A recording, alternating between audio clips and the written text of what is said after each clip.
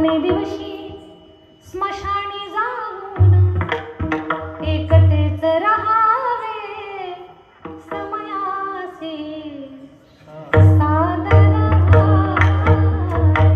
हे का सांगते मी तुम्हाला तर जाणं सत्य आहे. मग ते देवाचं शरीर असू द्या, संतांचं असू द्या किंवा सामान्याचं असू द्या, शरीर सोडावं लागतं. नाथांनी देह ठेवला बरं आणि नाथ महाराज निघाले खांद्यावर. किती असतात खांदे? ते जागे आहे, दचकले का मोकळ्या मनानं होतो चौघाच्या खांद्यावर निघाले. आणि मग नाथांची प्रथयात्रा निघाली. भरपूर गर्दी होती. कोणी रडत होतं, कोणी म्हणत होतं. अजून किती कार्य केलं असतं नाथांनी. खूप ग्रंथ तयार झाले असते, भरपूर केले, पण अजून काहीतरी दिव्य झालं असतं. सगळेजण विचार चर्चा करत बोलत असे प्रेतयात्रा निघाली. पण जिथून चालली ती एक बाई, आपल्या मुलीचं नवीन लग्न झालेलं होतं तिच्या, ते मुलीला सासरी वाटी लावत होते.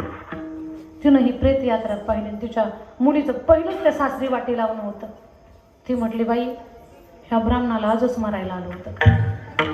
म्हणजे लोकाला कशाची अडचण होईल काही सांगता येत नाही बरं. आता हे मरण काय कुणाच्या हातात आहे का?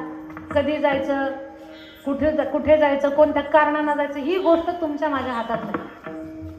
ईश्वरानं 5 गोष्टी माणसाच्या हातात ठेवलेल्या नाहीत. कोणत्या? विवाहार्थश्च मरणम अन्नजननम एवच. लग्न, विवाह म्हणजे लग्न. लग्न कुठे, कधी, कोणासोबत, काय होणार, ही गोष्ट सुद्धा तुमच्या माझ्या हातात नाही. ती ठरवून आहे अगोदरच, ती ईश्वराच्या हातात आहे. बऱ्याच वेळेला असं होतं, आपण ठेपे पहा दिल्लीपर्यंत जातो, गल्लीतच जुळतं. मग दिल्लीपर्यंत का चक्कर खाल्ले आपण, वेळ आली नव्हती म्हणून. गल्लीतलं का दिसलं नाही, वेळही आली नव्हती म्हणून. लग्न कुठे, कुणासोबत, कधी होणार, ही गोष्ट ठरलेली आहे. अर्थ म्हणजे पैसा. आपल्या जीवनामध्ये आपल्याला पैसा किती मिळणार, काय भेटणार, ही गोष्ट सुद्धा ठरलेली आहे. अन्न, आपल्याला कुठे प्रसाद, अन्न माना गाना येतो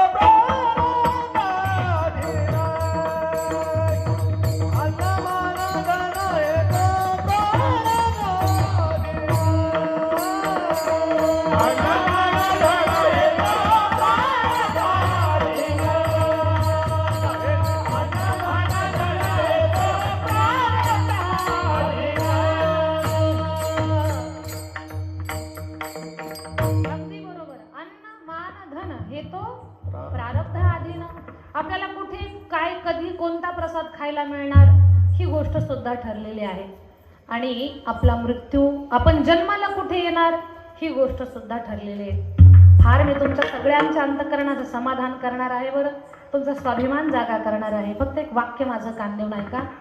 जन्माला कुठे यायचं ही गोष्ट तुमच्या माझ्या हातात नाही.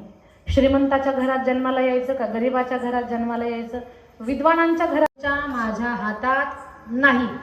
पण एक मात्र आपल्या हातात आहे. काय? जिथे जन्माला आलो तिथे चांगली कर्म आणि कर्तृत्व करून स्वतःला सिद्ध करणं, ही गोष्ट तुमच्या माझ्या हातात आहे. चांगली कर्म करायची, चांगलं बोलायचं, चांगला व्यवहार करायचा, चांगलं जगायचं, हे तर आपल्या हातात आहे की नाही. आणि माणूस जर चांगला जगला तर त्याचं कौतुक होतं सगळीकडे. ही गोष्ट आपण करू शकतो.